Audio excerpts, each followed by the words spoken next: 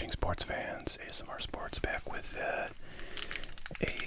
these days, very rare pre-recorded video. I also haven't really been doing a ton of live streams. Oh, we did have a good one a few days ago. But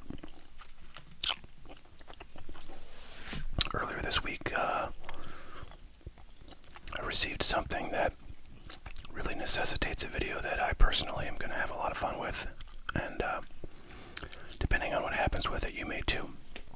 I'll show you.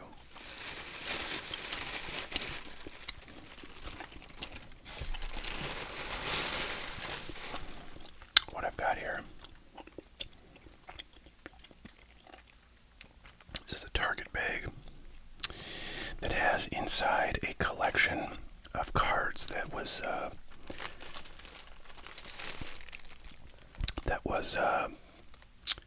shared with me. I don't own this, but a friend of mine who is older than me, but not by a ton, mentioned to me when I was meeting with him a few weeks ago that he collected. I mentioned that I have a card business, and he said, oh yeah, he used to collect cards, and he's got a bunch still around from when he collected as a kid. And I was like, oh, what kind of era was it? And he said it was like 1970s, and probably like football mostly, which, there's certainly some solid stuff in there, but I said, oh, well, I'm happy to take a look and tell you if I see anything of value, and tell you what your options are for trying to sell it, or maybe grade things, or do whatever one does with cards. But other than that, I know nothing about what's in here. However, I'll tell you, the first thing I see when I look in here, on top of this is a box inside of here, the first thing I see are some like 1991 Pro Set football cards, which is probably the junkiest of the junk era. And when he dropped it off, I sort of said, oh, it looks like stuff from the 90s, from what I see just in peeking in the top here. I'm just cutting here with my... And he said, oh, no, I think it's mostly 70s stuff. So I was like, okay. Maybe it's somewhere in between. There'll be 80s football, which is probably, pretty good potential-wise, but we have to brace ourselves for the possibility this is entirely,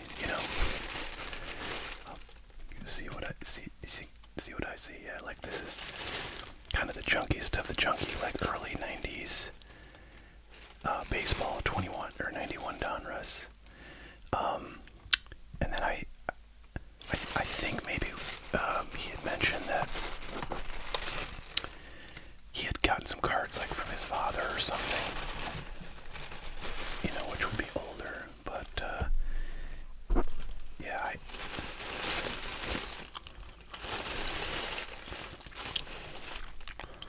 but this stuff on top is just totally worthless. Also, the cards are beat to hell on top, so we're hoping for some, valuable vintage that doesn't need to be in mint condition. But this box is pretty sweet, I have to say. It's like a old, probably, collector's box from, who knows, maybe the 80s, early 80s or something, for a sports card. So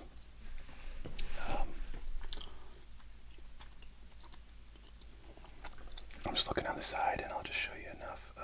There's a little sticker here, but it's got my friend's name on it, so I won't show you that. But let's quickly look through this kind of top stuff here. Some kind of thing that probably came in like a magazine or something, because it was stuck to, used to see this kind of thing a fair bit back in like the mid-90s. They started doing things like that. Early 90s to mid-90s, you get like little freebies in your Sports Card Monthly magazine. Beckett never did much like that, but some of the other sports card publications did. There's a Sandberg. Alright, well this at least is something from, I think, the 80s. Yeah, actually 1980 Fleer football. They made, I don't know if many people know this, but back in the actually like mid 70s to through the sort of mid 80s, Fleer, I think that's what this is, yeah, Fleer made football cards that did not have individual players on them. They just had, like photos of, like multiple players on field. It's kind of surprising that like none of those have become valuable. I don't know if I'm sure there's like, cards from the 84 set to Fleer that show, Elway and Marino and stuff on them, and maybe they do have a little bit of value. I'm sure they do if they're, clearly pictured, but I think it doesn't really name names. So I don't know if they just didn't like, they had a, so they had an NFL license, but I don't think they had a Players Association license.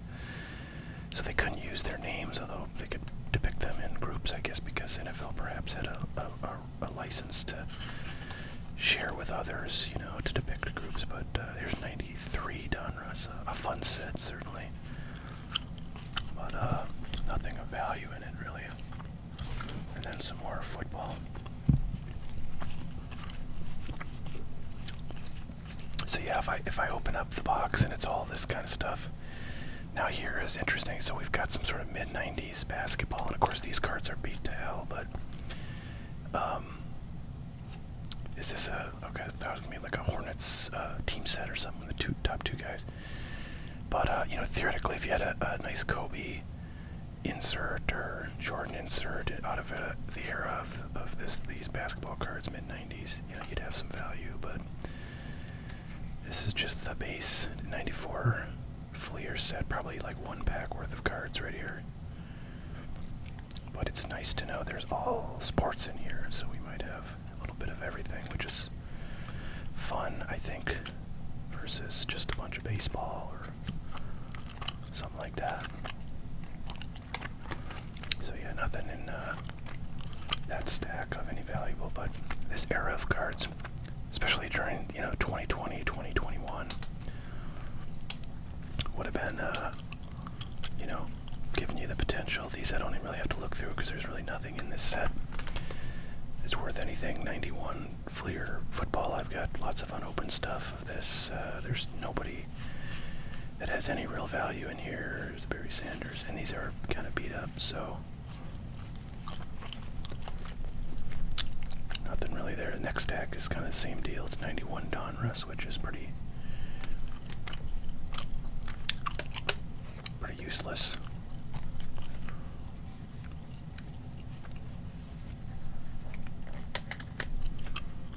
But we'll take a quick peek here.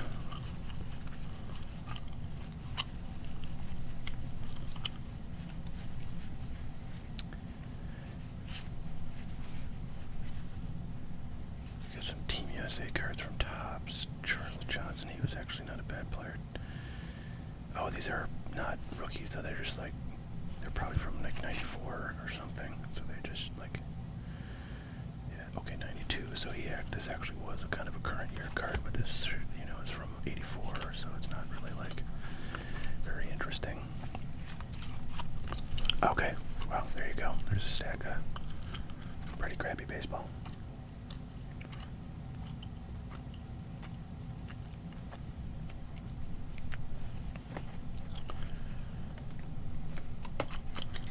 Alright, so yeah, so far we have like, negative value.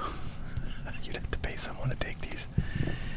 But hopefully what's in the box will give us some more fodder. Alright, you're going to see it the first time, as I see it for the first time, so. Okay, well these look to be, oh yeah, these are definitely older cards. Look at that, Ahmad Rashad. Husband of, is it Felicia Rashad, who was the actress who played Bill Cosby's wife on The Cosby Show.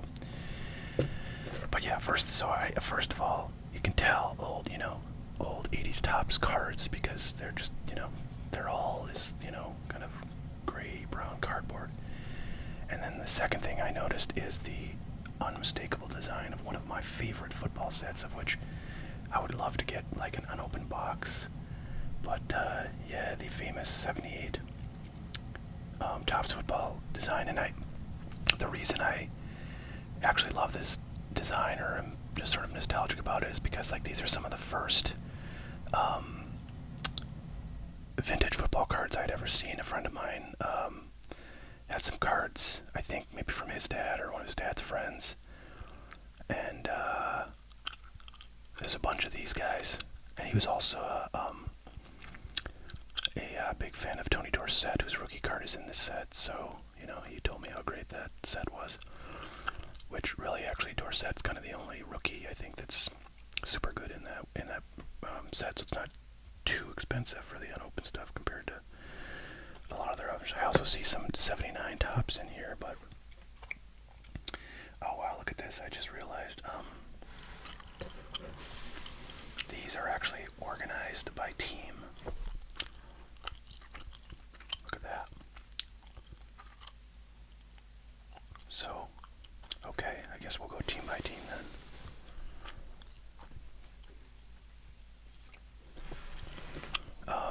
Alright, this was Broncos.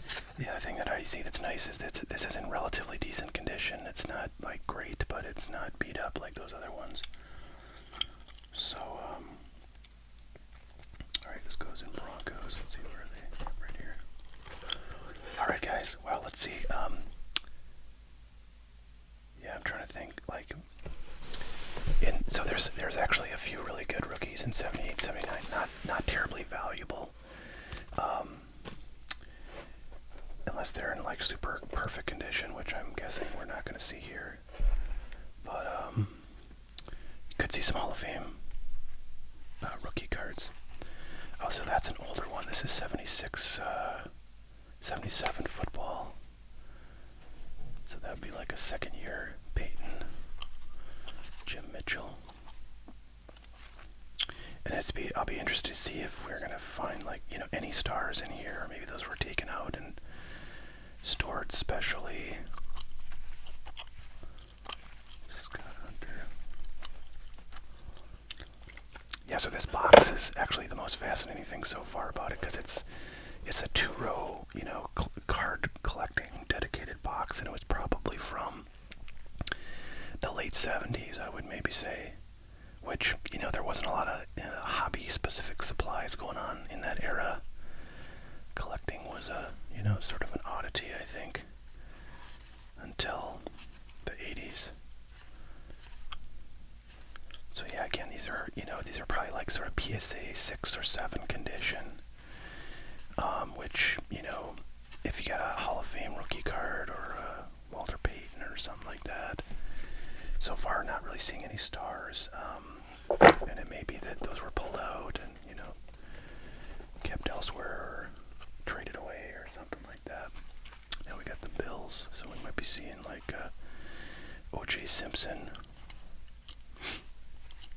There's O.J. right there on a highlights card. Another 77. Doubles on the Merv Krakow.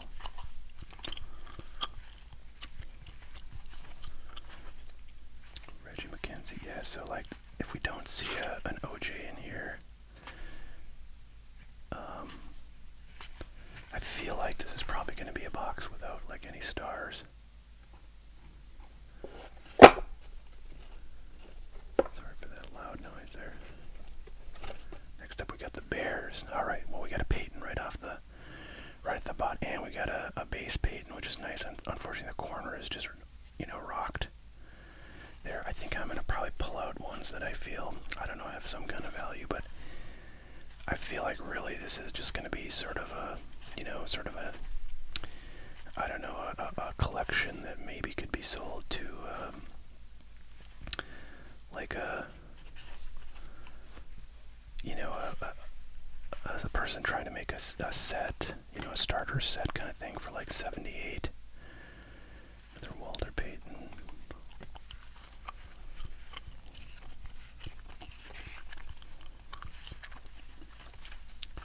A lot of doubles of guys we don't want doubles of. Looks like we got some Saints in here too for some reason. I mean, those kind of multiplayer highlight cards and stuff of Walter Payton or some of the other top Hall of Famers, you know, maybe those are $1. There's Archie Griffin. Looks like it's a second-year card.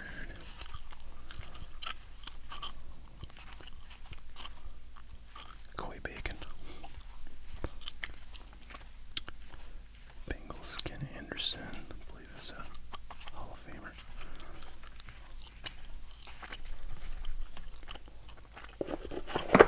Okay, next up we got the Browns. All right.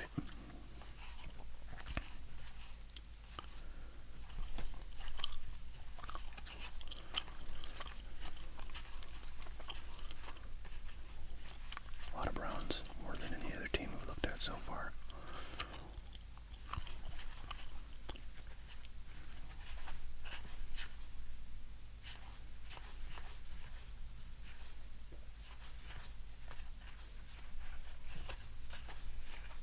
Okay, nothing there.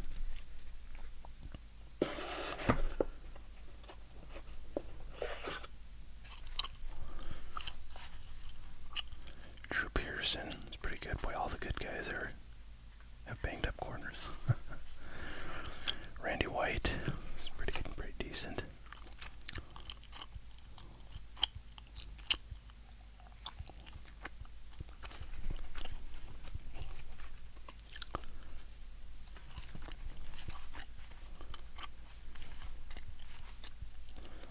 There's Dorsett on the team leaders card. Roger Staubach, of course.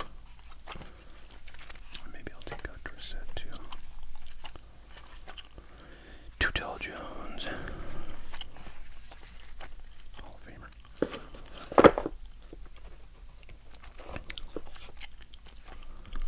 Okay. Yeah, so it seems like pretty much everything in here. Oh, I got a child visiting, so I'm gonna pause here for one. Okay, we're back. With the Jets, Wesley Walker, rookie. He's like half decent.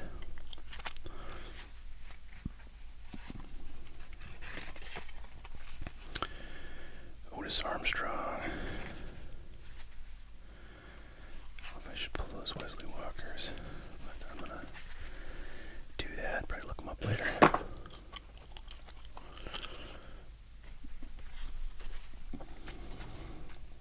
Lions.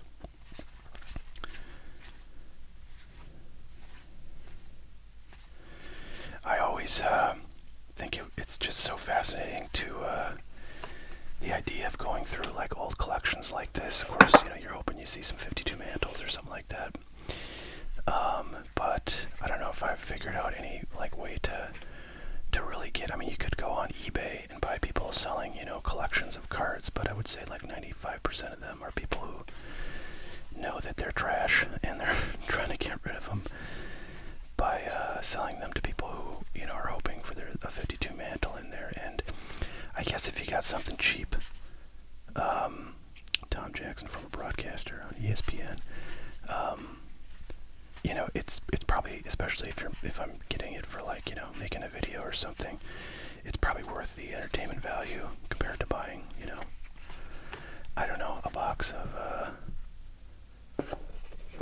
you know, unopened cards for $100 and whatever dollars. So Earl Campbell is the big name in the 79 set. He's got rookie cards in that, so hopefully we might run into one of his cards, but actually nope, not a single 79 except that record breaker.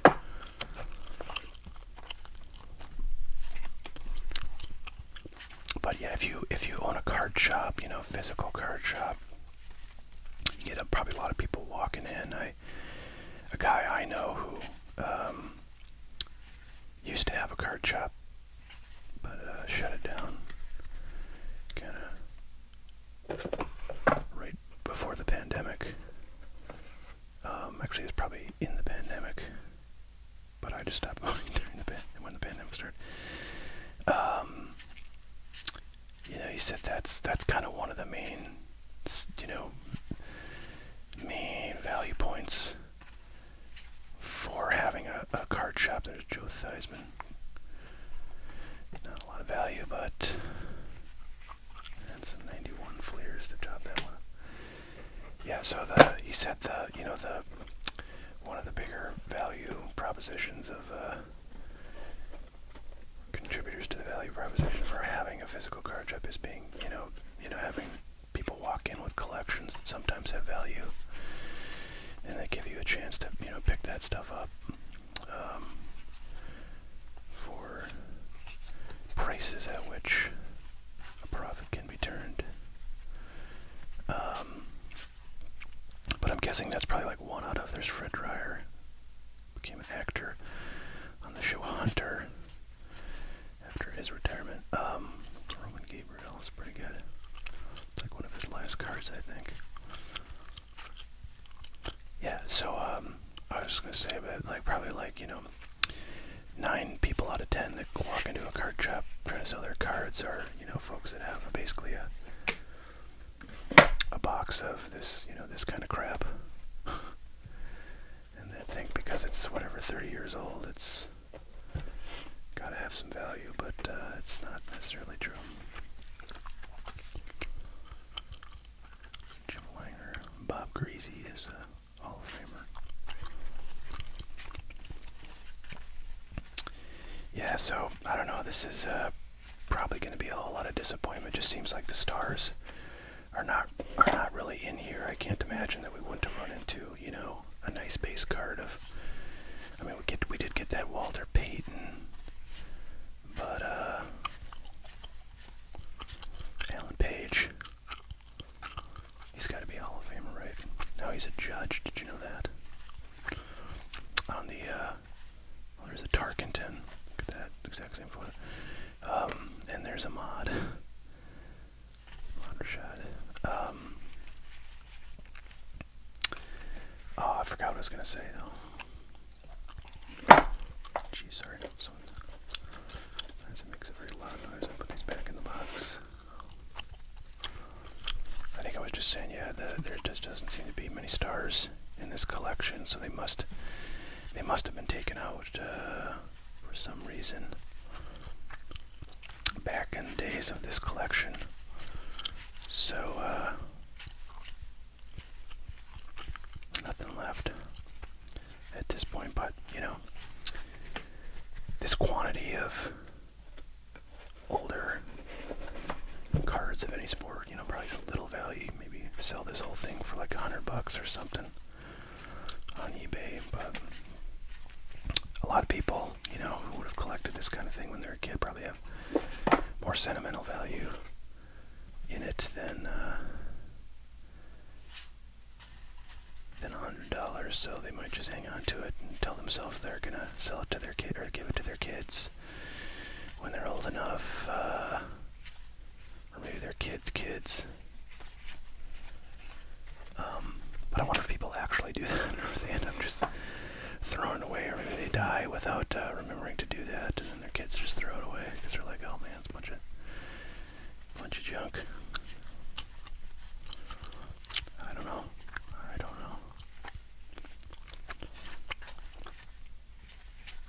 Yeah, just searching for some stars, but coming up empty.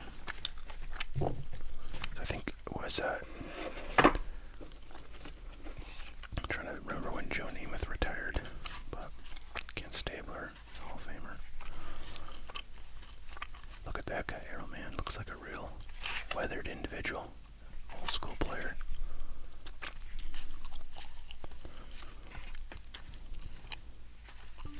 I'm sure there's a ton of Hall of Famers in here that I'm missing, kind of minor guys. Also because the NFL, great guys, Hall of Famer. The NFL tends to have a very broad membership for their Hall of Fame. A lot of guys in it. NBA is like that too. I don't know if the NHL is, but they're I think much more inclusive than Major League Baseball, which tends to, at least until recent times, really the only people who make it in the Hall of Fame are the best of the absolute best. But has been kind of whittled down a little bit with, the exclusion of, there's Mean Joe Green. It's kind of nice. Whittled down with the inclusion of, some guys that, Terry Bradshaw, rookie, that, a lot of people don't really think of as, like, super, I don't know if I want to take out the Joe Greens. Great defensive player, but not really any value. Stallworth was good. Jack Lambert was good. But yeah, Major League Baseball. Oh yeah, so I was going to say that the reason it's kind of watered down now is because they excluded a whole raft of players, from the steroid era. So they're kind of, left with not too many elite names to pick from, and you get guys like Dan Dierdorf. You get guys like Harold Baines, and I don't know, some people, think maybe Fred McGriff is not necessarily a guy that 20 years ago would have gotten to the Hall of Fame, but I have an appreciation for Fred McGriff. He was one of my best childhood friends, like favorite or second or third favorite player, so I always thought very highly of him for that reason. And, he was very dominant. There's Dan Fouts, Hall of Famer. He was very dominant for a pretty good stretch of time. Jim Plunkett, Hall of Famer. A lot of these Fleer cards mixed in here. I should take a closer look at these, but these are all from 1980, I believe. Oh, actually, 79 on this one. I think they went back to like 76 or so. And I gotta believe they're pretty rare, like the unopened stuff, so I've been tempted to buy some of that stuff. Fleer also, they had a similar product for basketball, except it was not even pictures of players. I think if it were, that the hype behind, NBA stuff that happened in the last 5 years would have driven those to have some value, but no, the Fleer releases from of basketball cards, basically before '86, were just like stickers of the teams, so the team logo stickers. So pretty boring product that I've never really been tempted to pick up, even though I love all sorts of unopened stuff, and that was the end of it. So, well, there you have it. One kind of childhood collection of indeed 70s football cards. Kind of the last 2 years of the 70s. That's what we ended up getting. And it looks like a pretty picked through collection. So I'm guessing, yeah, the star cards were probably picked out and held separately, and maybe, traded away or something for a couple of records back in '85. I like to imagine that maybe all the star cards from this collection were traded for like a copy of Thriller by Michael Jackson back in 1983 when that came out. I'm gonna date myself here, but I remember when I was a kid. I was quite young at the time, but I remember, how Thriller was such a huge deal, and I was at my babysitter's one time, and like they had the record because they had sons, or three sons, one of whom was a couple years older than me, so he was into a lot of pop culture stuff and music, and he would have the albums, and sometimes he'd be playing them, and it was pretty cool stuff. Although funny by then, I feel like, and certainly the more wealthy kids would have had tapes. I think tapes came out in about like 1980 or something, and then just slowly became, actually not that slowly, but gradually became the dominant form of music distribution until the CDs came out in the late 80s. And then those became dominant, and now we just think about music on physical mediums as just insanity. Although the records are going strong, and people are really digging, buying records, both old and new releases on vinyl, so they can play them in in that format, and I support that. I don't have a record player, but I do have some records that I inherited from my mother, so it'd be fun to check those out sometime. So there you have it. I think part of the problem here with these corners is that you look in this box, and the cards here hit this edge, and then this little flap here, it goes in and gets pressed against them. So if you have your cards, up against the edge and you fold that flap in, you're going to damage them, and that's exactly what has happened. Because if you look at the corners here, the outside corners of all the ones that go in where the flap, they're all jacked. You see that? And then you look at this other side; those corners are fine. So bad design on this box. Of course, that's why now boxes.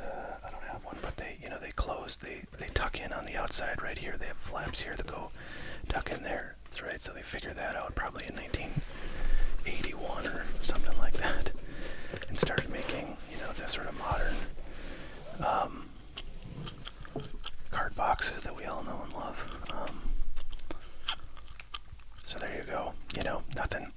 I mean, honestly, if I saw this at a card show, this stack, and it was selling for like $5, I don't think I would buy. I don't think I would think about buying it. It just wouldn't seem like, oh, that's a huge value. So, there's not a lot of value. I mean, is this stack worth $5? Yeah, I think it probably is. Certainly, at least $5. But it's not worth 100. I'll tell you that much. But fun cards to see. I hope you guys enjoyed that. I'd love to figure out ways to get more stuff like that, but I'm not going to open a physical sports card shop anytime soon. I hope everybody's doing well. Theoretically, I should be streaming this weekend, so if I can kind of commit to something, I'll post that in advance so y'all can plan to be there if you're interested. And if not, we'll see you on the next pre-recorded stream. I'll do my best to try to get some of those rocking after I finish up the month-end stuff that's keeping all my time occupied. Alright, thanks everybody. We'll catch you later. Bye now.